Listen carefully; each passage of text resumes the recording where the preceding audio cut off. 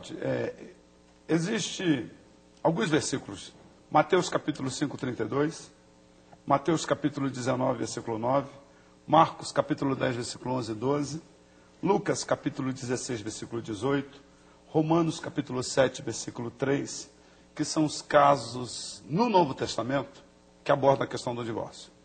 Primeiro caso, a mulher se prostituiu ou se tornou outro homem, no caso de infidelidade. Segundo caso, a mulher não se prostituiu nem se tornou de outro homem. Terceiro caso, um homem descompromissado, solteiro, casa com a mulher divorciada. E o quarto caso, que é o Romanos capítulo 7, versículo 3, é uma mulher casada que se divorciou por iniciativa própria, ela se decidiu casar de novo. Então, são os casos no Novo Testamento que abordam essas questões. Tá. Pastor, o senhor fala, a gente estava falando sobre a questão agora, só para questionar. A questão do amor, existe uma terceira lei da física, a lei da entropia, que relativiza a questão da energia e diz, as coisas deixadas de lado tendem a se deteriorar.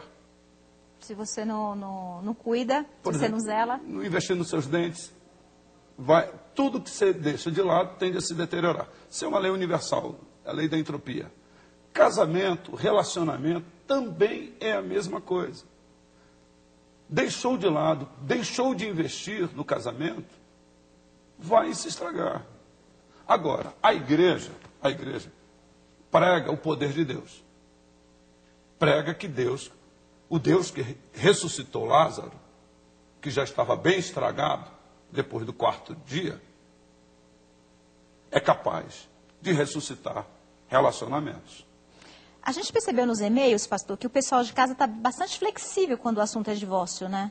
Sim, eu acredito que isso se dê à grande incidência de divórcio. O divórcio é uma realidade, é um grande mal da família. E o que eu noto como pastor é que existe um certo medo, um certo receio de tratar esta questão. O grande problema é que, é como drogas. Quando isso não é feito dentro da casa e da família, a questão de prevenção a drogas, há uma educação distorcida na rua.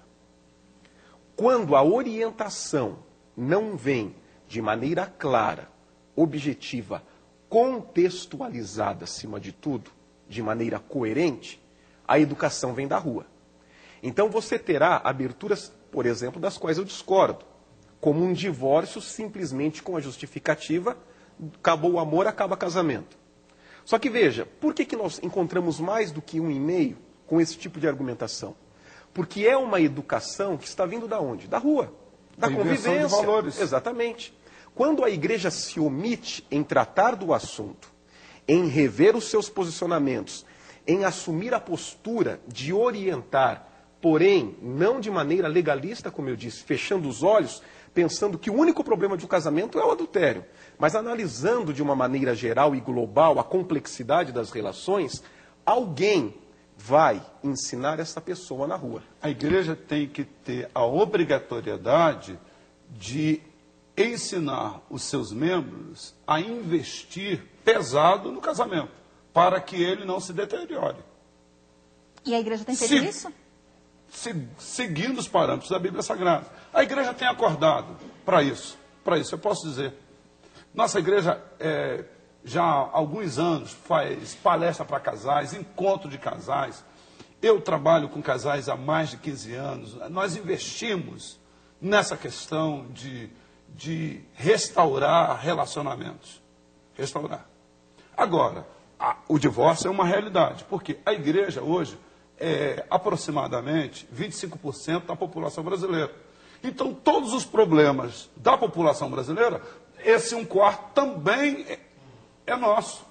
Agora, a igreja, ela tem que ter soluções para a melhoria da qualidade de vida da nação brasileira. O pastor Matias citou vários versículos da Bíblia que falam sobre o divórcio. A maioria, todos no Novo Testamento. Todos no Novo Testamento. Seguimos a doutrina do Novo Testamento. Do Novo Testamento.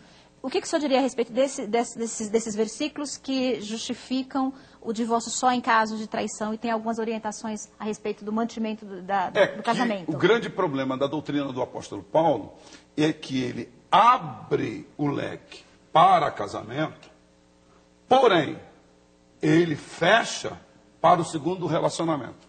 Esse é o grande problema que tem que ser discutido. Isso quer dizer divorciar-se e não poder mais ser feliz? Isso quer dizer que esses personagens da Bíblia, eles tinham visões diferentes a respeito do relacionamento conjugal e aí eles acabam confundindo a cabeça do evangélico? Não, de forma... Ou depende dos pastores não, de forma explicarem alguma. isso?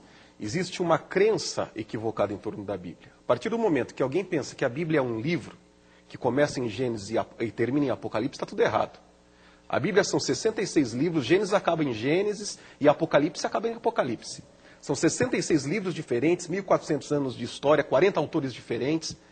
A Bíblia, portanto, não é um livro. Se ela fosse um livro, ela teria lá dos casamentos, toda a posição acerca do casamento.